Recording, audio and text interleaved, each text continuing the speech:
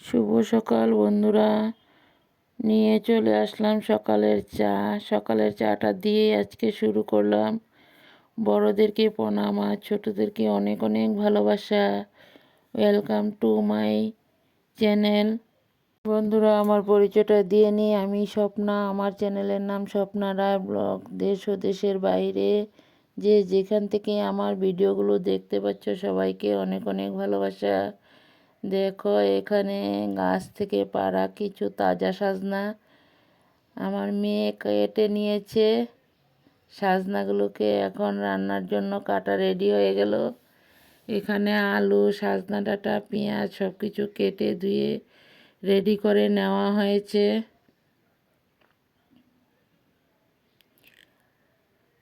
আশা করি আজকের সম্পূর্ণ ভিডিওটাই আপনাদের কাছে ভালো লাগবে। ভিডিও ভালো লাগলে নতুন বন্ধুরা আমার চ্যানেলটাকে সাবস্ক্রাইব করে আমার চ্যানেলের পাশে বন্ধু হয়ে থেকে যেও। দেখো, এখানে আলুর সাথে নুন হলুদ দিয়ে আলুটাকে ভাজা বসিয়ে দিলাম। আলুটা লাল লাল করে ভেজে নেব। বন্ধুরা সবাই দেখতে থাকো আমি কিভাবে রান্নাটা করে নিলাম।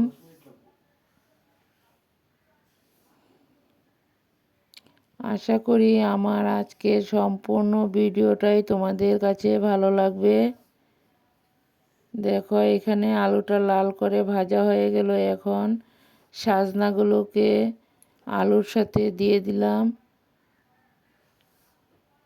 এখন সাজনার সাথে আলুগুলো দিয়ে ভালো করে ভেজে নেব সাজনা আলুটাকে।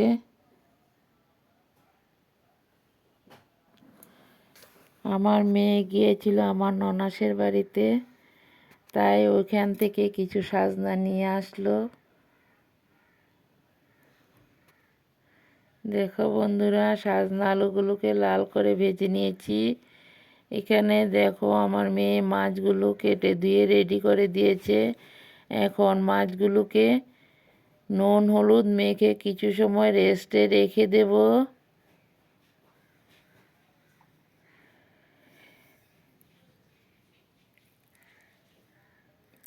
নুন হলুদ মেখে কিছু সময় রেস্টে রেখে তারপর মাছগুলোকে ভেজে নেব। দেখতে থাকো সবাই।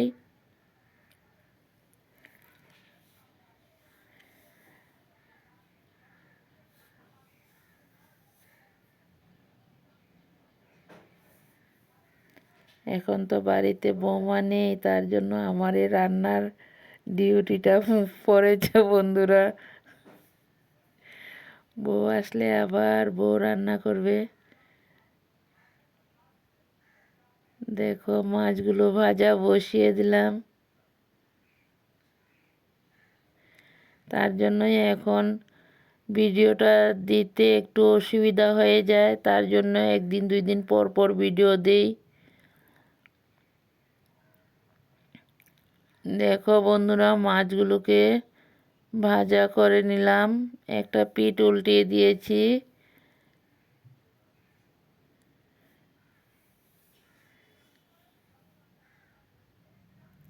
এখন মাছগুলো ভাজা হয়ে গেল। এখানে দিয়ে দিলাম পেঁয়াজ।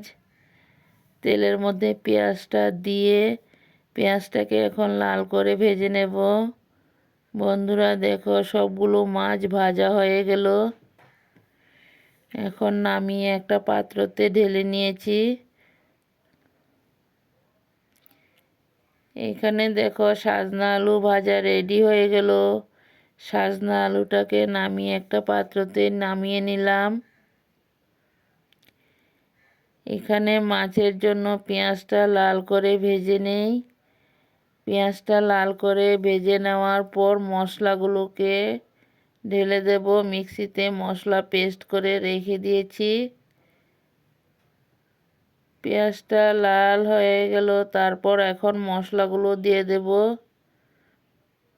এখানে আছে জিরা পাউডার, একটু লঙ্কা পাউডার, কাঁচা লঙ্কা। বন্ধুরা, আমরা সব সময় কাঁচা লঙ্কাটাই বেশি ইউজ করি, কারণ শুকনো লঙ্কাটা তো পেটের জন্য খুব ক্ষতিকারক। তার জন্য শুকনো লঙ্কাটা খুব কমই খাওয়া হয়। আমি বেশিরভাগ কাঁচা লঙ্কাই ইউজ করি। দেখো পরিমাণ মতো নুন দিয়ে দিলাম।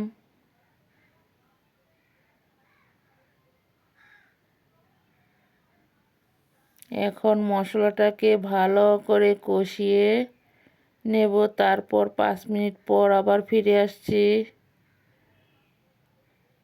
বন্ধুরা দেখো 5 মিনিট পর ফিরে আসলাম। এখন মশলাগুলো কষানো হয়ে গেল, তারপর দিয়ে দিলাম টমেটো। টমেটোগুলো হয়েছে আমাদের গাছের।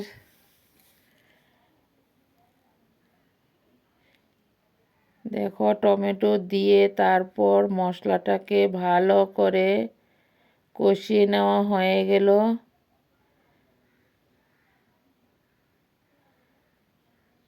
এখন মশলার সাথে ভেজে রাখা মাছগুলোকে দিয়ে দিলাম। ভেজে রাখা মাছগুলো দিয়ে তারপর মশলার সাথে ভালো করে আরেকটু কষিয়ে নেব। সবাই তো রাঁধতে জানো, আমিও জানি, কিন্তু আমি কিভাবে রান্নলাম সেটাই তোমাদের কাছে একটু তুলে ধরলাম। দেখো বন্ধুরা কষানোটা হয়ে গেল। এখন একটুখানি ঝোল দিয়ে দিলাম। ঝোলটা দিয়ে আবারও কিছু সময় কষিয়ে নেব।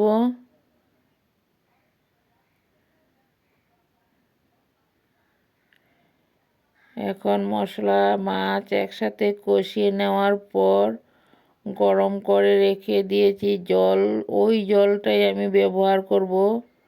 বন্ধুরা দেখো গরম করা জলগুলো আমি ঢেলে দিয়েছি।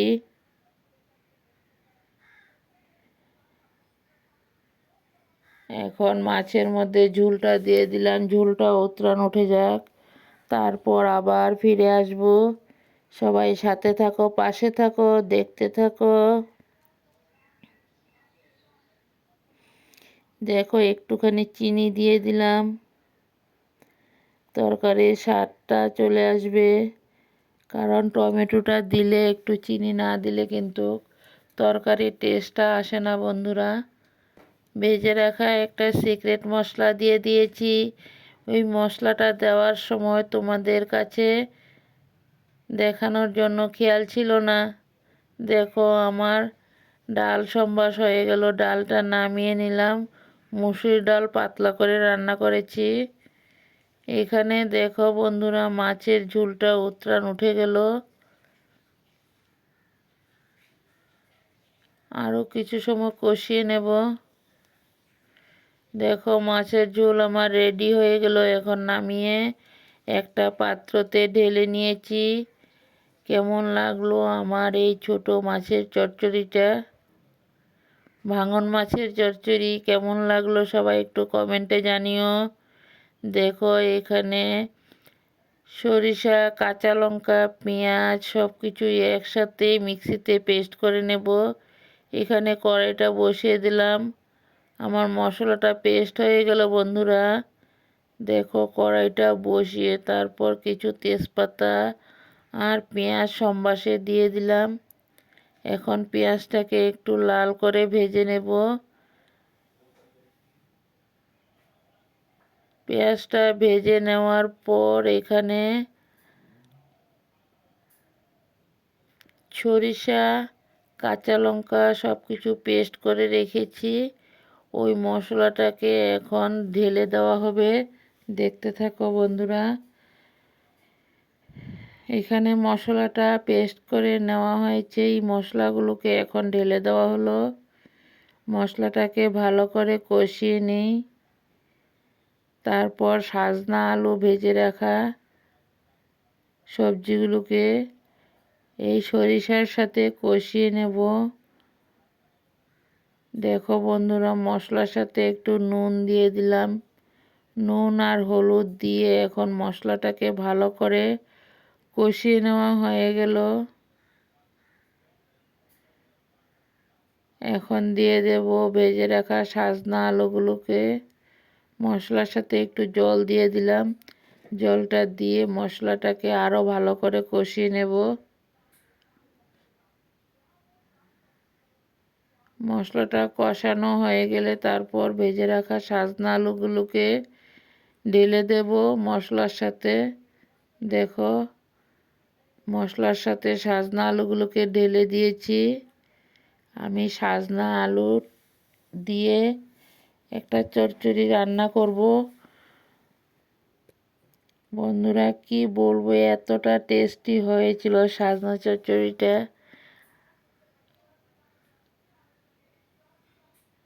খুব টেস্টি হয়েছিল সাজনা চচ্চড়িটা। আমি খাওয়ার পর ভয়েস দিয়েছি, তার জন্য তোমাদের কাছে একটু বলতে পারলাম। আমার এই ভিডিওগুলো এই 3-4 দিন আগেরই ভিডিও ছিল বন্ধুরা, কারণ সবসময় তো আর ভিডিও দেওয়া হয় না। ভিডিওগুলো ক্যাপচার করে রেখে দিই, তারপর তোমাদের কাছে শেয়ার করি। বন্ধুরা দেখো, আমার সাজনা আলুটা রেডি হয়ে গেল। একটুখানি ঝোল দিয়েছি, ঝোলটা শুকিয়ে যাক, তারপর নামিয়ে নেব। দেখো সাজনা আলু রেডি হয়ে গেল। এখন নামিয়ে একটা পাত্রতে ঢেলে নিয়েছি। সবাই কমেন্টে জানিও কেমন লাগলো আমার সাজনা আলুর চচ্চড়িটা।